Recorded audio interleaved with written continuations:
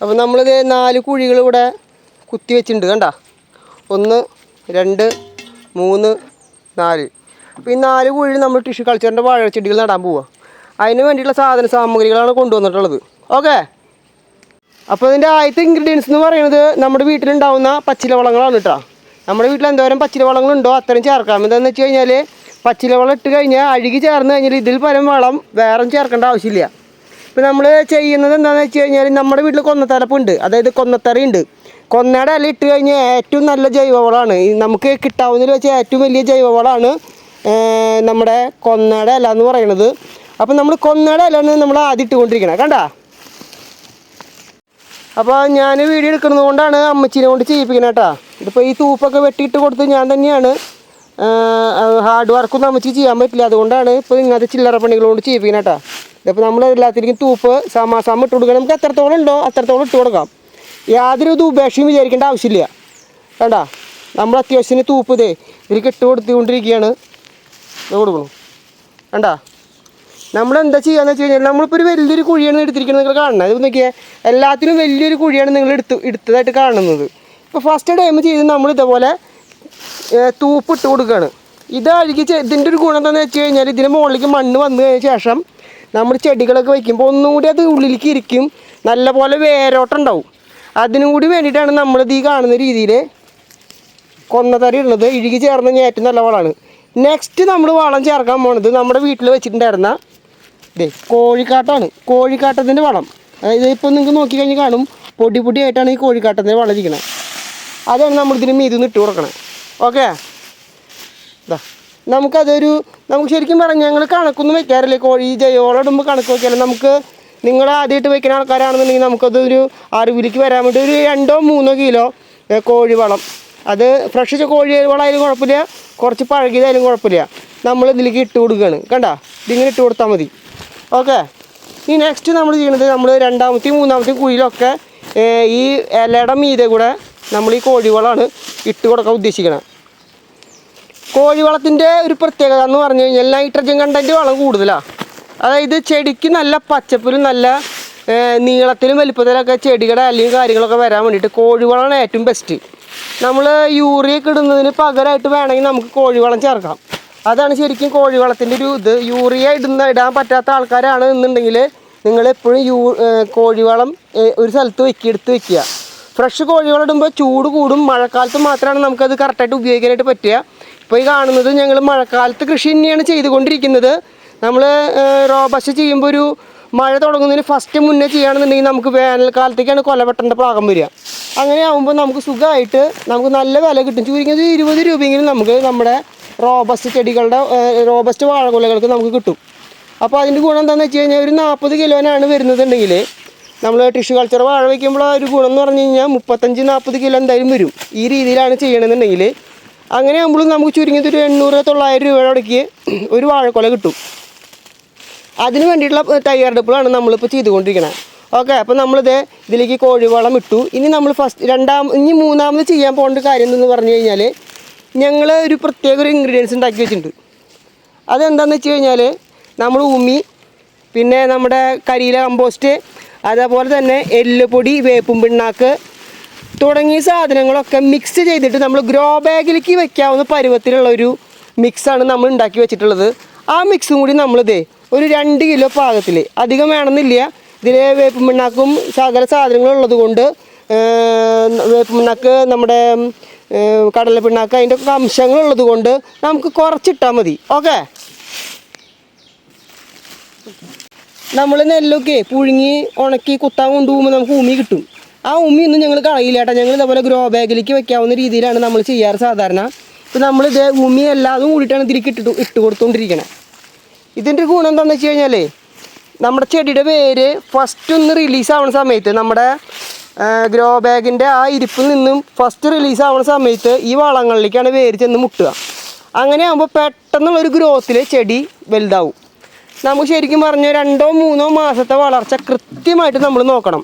എന്താണെന്ന് വെച്ച് കഴിഞ്ഞാൽ നമ്മുടെ റോബസ്റ്റ് ചെടികൾക്ക് അല്ലെങ്കിൽ നമ്മുടെ ടിഷ്യൂ കൾച്ചർ വാഴ ചെടികൾക്ക് മണമില്ല, വേരുകൾ മാത്രമേ ഉള്ളൂ.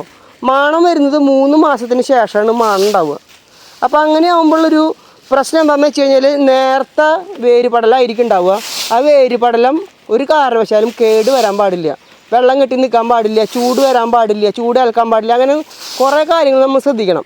അപ്പം നമ്മൾ ദിവസവും ഇതിന് വെള്ളം ഒഴിച്ച് കൊടുക്കണം. അതാണ് വേറെ ഒരു കാര്യം. അപ്പം നമ്മൾ മറ്റേ പച്ചില വളം ഇട്ടു, അതിൽ കോഴിവളം ഇട്ടു, നമ്മൾ പ്രത്യേക ഒരു ഇൻഗ്രീഡിയൻസ് ഉണ്ട്, അത് ഇട്ടു നമ്മൾ. ഇനി നമ്മൾ ചെയ്യേണ്ട ഒരു ലെയർ ഇതിന് മീതേക്ക് മണ്ണ് ഇട്ട് കൊടുക്കുക എന്നുള്ളതാണ്. ഓക്കെ. ഇപ്പോൾ നമ്മൾ പച്ചില വളങ്ങളും മറ്റുള്ള സാധനങ്ങളൊക്കെ ഇതിലിട്ട് കഴിഞ്ഞു നമ്മുടെ വേര് പടലത്തിന് വേണ്ടിയിട്ട്. ഇനി നമ്മൾ എന്താ ചെയ്യണമെന്ന് വെച്ചാൽ പച്ചില വളത്തിന് മീതെ മണ്ണ് വന്നാൽ മാത്രമാണ് ഇത് ഇഴുകി ചേരുള്ളൂ. അതിന് വേണ്ടിയിട്ട് നമ്മൾ ഇതിൻ്റെ അരികുവശം ഇതേപോലെ കളച്ച് മണ്ണ് ഇതിൻ്റെ മീതേക്ക് ഇട്ട് കൊടുത്തുകൊണ്ടിരിക്കുക. ഇതിപ്പോൾ നമ്മളൊരു വലിയൊരു കുഴി എടുത്തു, ആ കുഴിയിൽ നമ്മുടെ ഇൻഗ്രീഡിയൻസ് ഒക്കെ ചേർത്തു, നമ്മുടെ വേപ്പ് പിണ്ണാക്ക്, അതേപോലെ തന്നെ കോഴിവളം, സകല സാധനങ്ങൾ നമ്മൾ ചേർത്തതിൻ്റെ ആ കുഴി എന്നിട്ട് മൂടുകയാണ് നമ്മൾ. ശരിക്കും പറഞ്ഞാൽ ഇത് കുഴി മൂടി കഴിയുമ്പോൾ ഒരു ബഡ് ഒരുക്കുക നമ്മൾ ശരിക്കും പറയുക. നമ്മുടെ ചെടി ഇതിൻ്റെ മീതിയാണ് വരാൻ പോണേ. ഓക്കെ. അപ്പം നമ്മളിത് മണ്ണൊക്കെ കളച്ച് കയറ്റി നമ്മൾ ഇതേപോലെ ഒരു ബഡ് ഒരുക്കിയിരിക്കുകയാണ്. ഇപ്പം നമ്മുടെ കുഴി മൂടിപ്പോയി, ഒരു 85% കുഴി മൂടി കഴിഞ്ഞിട്ടുണ്ട്. അപ്പം ഇനി നമുക്ക് ഇനി അടുത്ത പരിപാടി എന്ത് ചെയ്യണമെന്ന് നോക്കി നോക്കാം. ഇപ്പം നിങ്ങൾ ഈ കാണുന്നത് പൊട്ടാഷാണ് കേട്ടോ. പൊട്ടാഷ് കണ്ടൻറ്റ് കൂടിയിട്ടുള്ള വളമാണ്, പൊട്ടാഷാണ് ഈ സാധനം. അപ്പം നമ്മൾ ഈ പൊട്ടാഷ് ഈ വളം നമ്മുടെ ഈ ചുറ്റും നമ്മുടെ കൂന് കൂട്ടീൻ്റെ മീതെ പൊട്ടാഷ് വളം ഇട്ടു. നെക്സ്റ്റ് സ്റ്റെപ്പ് ചെയ്യുന്നത് നമ്മൾ ഫാക്ടംബോസാണ്. ഫാക്ടംബോസ് നമ്മളൊരു 50 ഗ്രാമും പൊട്ടാഷ് നമ്മളൊരു 20-25 ഗ്രാമുമാണ് ഇട്ട് കൊടുക്കുന്നത്. നമ്മൾ ഇട്ട് കൊടുത്തതിന് മീതയ്ക്ക് നമ്മൾ എന്താ ചെയ്യണമെന്ന് വെച്ച് കഴിഞ്ഞാൽ അല്പം വെള്ളം തെളിച്ച് കൊടുക്കണം. അപ്പോൾ നമ്മളിത് രാസവളം ചേർത്ത് കഴിഞ്ഞിട്ട് നമ്മൾ എന്താ ചെയ്യണമെന്ന് വെച്ചാൽ മണ്ണിടുന്നതിന് മുന്നേ ഒന്ന് നനച്ച് കൊടുക്കുകയാണ് നമ്മൾ. ഇതെന്തിനാന്ന് വെച്ച് കഴിഞ്ഞാൽ മണ്ണിട്ട് കഴിഞ്ഞാൽ മണ്ണിൻ്റെ മീതിയും വെള്ളമായിട്ട് വേണം നമ്മുടെ ഈ രാസവളത്തിലേക്ക് വെള്ളം വേണ്ട. അപ്പോൾ പെട്ടെന്നാണ് അത് അലിഞ്ഞ് ചേരുള്ളൂ. അപ്പോൾ നമുക്കിത് മുന്നേ ഒന്ന് വെള്ളം നനച്ചിട്ടാണെന്നുണ്ടെങ്കിൽ നമ്മൾക്ക് അതിന് മീതെ മണ്ണ് വന്നാലും അവറ്റ് പെട്ടെന്ന് അങ്ങോട്ട് അലിഞ്ഞ് പൊക്കോളും. ഓക്കെ.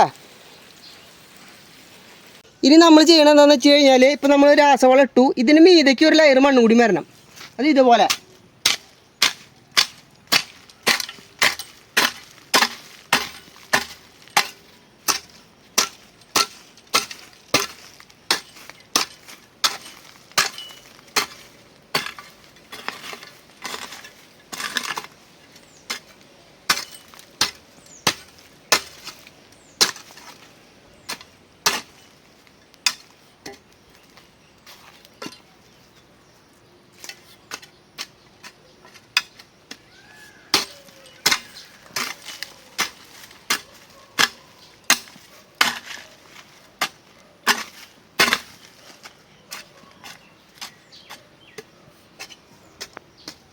ഇപ്പോൾ നമ്മൾ നിലവിലേ ഒരു കൂന കൂട്ടിയിരിക്കുകയാണ്. അതായത് ഇതിൻ്റെ ടോപ്പ് സൈഡ് ഉയർന്നിട്ടും അരികു വശങ്ങളിലേക്ക് ഇങ്ങനെ ചെരിവുമാണ്. അതായത് ശരിക്കും പറഞ്ഞ റാ പോലെയാണ് ഇപ്പോൾ നമ്മൾ വെച്ചിരിക്കുന്നത്. ഇപ്പോൾ നമ്മളിത് അതിന് സെൻറ്റർ ഭാഗത്ത് നല്ല രീതിയിൽ താഴ്ചയിൽ ഒരു ചെറിയൊരു കൈ കൊണ്ട് തന്നെ കുഴി കുത്താവുന്ന രീതി, ഇപ്പോൾ നമ്മൾ മണ്ണ് വാരിയിട്ടില്ലല്ലോ, ഒരു കുഴി കുത്തുക. ഓക്കെ. ഇനി നമുക്ക് ചെയ്യേണ്ടത് ഗ്രോ ബാഗിൻ്റെ ഇത് പൊട്ടിക്കാതെ തന്നെ ഇതിങ്ങനെ വലിച്ചാൽ കിട്ടും. കണ്ട, ഇപ്പം നിങ്ങൾ നോക്കി കഴിഞ്ഞാൽ മനസ്സിലാവും. ഇങ്ങോട്ട് നിൽക്ക്, ഈ കാണുന്നതൊക്കെ അതിൻ്റെ വേരുകളാണ്. ഇത് നമ്മൾ ഓൾറെഡി ഇതിൽ വെച്ച് കഴിഞ്ഞാൽ റിലീസ് ആകുമ്പോൾ വളത്തിലേക്കാണ് ചെന്ന് മുട്ടുക. അപ്പോൾ നമ്മളിത് ഈ കാണുന്ന ഈ വേര് പടലങ്ങൾ പൊട്ടാതെ തന്നെ അത് മുറിക്കുമ്പോൾ ഇങ്ങനെയാണ് പോകണമെന്നുണ്ടെങ്കിൽ വേര് പൊട്ടും. അപ്പോൾ ഇത് അമർത്തിയിട്ട് ദൂരെ എടുക്കുമ്പോൾ നമുക്ക് പൊട്ടാണ്ട് കിട്ടും. നമ്മൾ നേരെ ഇതിലേക്ക് ഈ കുഴിയിലേക്ക് ഇതിങ്ങനെ ഇറക്കി വയ്ക്കുക.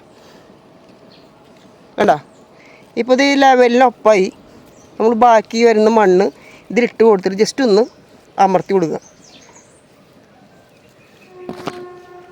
വേണ്ട, നല്ലോണം വെയിൽ കിട്ടുന്ന ഭാഗങ്ങളിലാണെന്നുണ്ടെങ്കിൽ ശരിക്കും ഇതിനൊരു മറ വയ്ക്കണം. 2-3 ദിവസം മതി. നമ്മൾ മേടിച്ച് കൊണ്ടുവന്നിട്ട് നമ്മുടെ പരിസ്ഥിതിയുമായിട്ട് ഇതിനെ യോജിപ്പിക്കാൻ വേണ്ടിയിട്ട് 2 ആഴ്ച വെച്ചിട്ടുണ്ട്. അപ്പം നമ്മുടെ കാലാവസ്ഥയായിട്ട് അത് പൊരുത്തപ്പെട്ട് കഴിഞ്ഞു. അതുകൊണ്ട് തന്നെ ഇതിന് ഇനിയിപ്പോൾ നമുക്കൊരു മറ വെച്ചില്ലെങ്കിൽ കുഴപ്പമില്ല. പിന്നെ കാലാവസ്ഥ ഇപ്പോൾ ഒരു ചെറിയൊരു മഴയൊക്കെ കൂടിയിട്ടുള്ളൊരു കാലാവസ്ഥയാണ്. അപ്പം നമ്മുടെ റോബസ്റ്റയുടെ പച്ച കളറുള്ള റോബസ്റ്റയുടെ ചെടി നട്ടു. ഇനി നമുക്ക് ചെയ്യേണ്ടത് എന്താണെന്ന് വെച്ച് കഴിഞ്ഞാൽ ഇതിലേക്ക് ഒന്നും കൂടി ചെടിയും വേരും എല്ലാ ഭാഗങ്ങളും നനയത്തക്ക രീതിയിൽ നന്നായി ഒന്ന് നനച്ചു കൊടുക്കാമെന്നാണ്. അപ്പം നമ്മളിതിൻ്റെ ഉള്ളിലിട്ട വളങ്ങളൊക്കെ ഇനിയുള്ള മഴകളും കാര്യങ്ങളും വരുന്നതിനനുസരിച്ച് അവറ്റ നന്നായിട്ട് അലിഞ്ഞ് ചേർന്ന് ഈ ചെടിക്ക് വേര് വരുമ്പോഴേക്കും ഒരു പാകത്തിലേക്ക് വരും. ഇങ്ങനൊരു ബെഡ് ഒരുക്കണമെന്നുണ്ടെങ്കിൽ മഴ വന്ന് ഇങ്ങനെ വീണാൽ പോലും വെള്ളം കെട്ടി നിൽക്കാതെ ഇങ്ങോട്ട് വാർന്നു പോകും. അതാണ് എൻ്റെ ഒരു രണ്ടാമത്തെ കാര്യം. പിന്നെ നമ്മൾ ഈ ഇലയൊക്കെ ഇട്ട സ്ഥിതിക്ക് ഇതിൻ്റെ ഉള്ളിൽ ആ ചീഞ്ഞോട് കൂടി ചീഞ്ഞ സമയത്ത് ഇതൊന്നുകൂടി ഇരിക്കും നമ്മുടെ ചുറ്റുള്ള മണ്ണൊക്കെ വെട്ടി ഒതുക്കി ഇതിൻ്റെ ഉള്ളിലേക്ക് ഇടുമ്പോൾ ഒരേ ലെവലിൽ നമുക്ക് കിട്ടിക്കെടുക്കും. അതാണ് നമ്മുടെ ടിഷ്യൂ കൾച്ചർ വാഴ വയ്ക്കുമ്പോൾ ശ്രദ്ധിക്കേണ്ട പ്രത്യേക ഒരു കാര്യം. ഒരു കാരണവശാലും കുഴി കുത്തിയിട്ട് കന്നുവാഴ വെക്കണ പോലെ വെക്കാൻ പാടില്ല. 3 മാസം കഴിയും വേര് നമ്മുടെ മാണം ആയിട്ട് വരാൻ വേണ്ടിയിട്ട്. ആ സമയം വരെ കുഞ്ഞുങ്ങളെ ശുശ്രൂഷിക്കണ പോലെ നമ്മൾ ശുശ്രൂഷിക്കണം. ഇതിൻ്റെ കൂട്ടത്തിൽ നമുക്ക് ചാണകത്തിൻ്റെ തെളി, അതേപോലെ തന്നെ സ്ലറിയുടെ തെളി, അങ്ങനെയൊക്കെ നമുക്ക് കുറച്ചേശ്ശെ ഒഴിച്ചു കൊടുത്താൽ പെട്ടെന്ന് വേര് പടലങ്ങൾ ഉണ്ടാവും. ഇനി നിങ്ങൾക്കത് ബുദ്ധിമുട്ടാണ്, ചാണകമൊക്കെ ബുദ്ധിമുട്ടാണ് എന്നുള്ള ആൾക്കാരാണെന്നുണ്ടെങ്കിൽ 19 എന്ന് പറഞ്ഞൊരു രാസവളം കിട്ടും. അത് 1 ഗ്രാം 1 ലിറ്റർ വെള്ളത്തിൽ ഓരോ കപ്പ് ഓരോ ദിവസം ഒഴിച്ചു കൊടുത്താൽ പെട്ടെന്ന് വേര് പടലം ഉണ്ടാവും. ഓക്കെ, അപ്പം നമുക്ക് ഇത്രയാണ് നമ്മുടെ ടിഷ്യൂ കൾച്ചർ ചെടി നടാനും അത് ബെഡ് ഒരുക്കാനും കുഴിച്ചിടാനുള്ള ഏറ്റവും നല്ല വൃത്തിയുള്ള ഒരു മെത്തേഡ് എന്ന് പറയുന്നത്. ഓക്കെ.